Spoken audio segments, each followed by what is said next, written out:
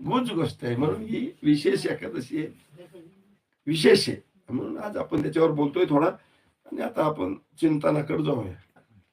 कारण आपण रात्रीपर्यंत 7 भूमिका पार केल्या. ऐकिण्यात कथितपर्यंत पोहोचलो. पोहोचायचं आता तिथपर्यंत. हा, पण निदान माहीत झालं ना. हा, रात्री आपण चिंतन करता करता सूर्यागा या अवस्थेपर्यंत आपण गेलो. त्या भूमिकापर्यंत गेलो, आहे की नाही. आणि आता या द्वयामध्ये महाराज सांगतात, 4 देह 3 न्यारो होय. हे जे आपण चिंतन करून 4 देह पाहिले, या 4 देहाहून मी वेगळा आहे.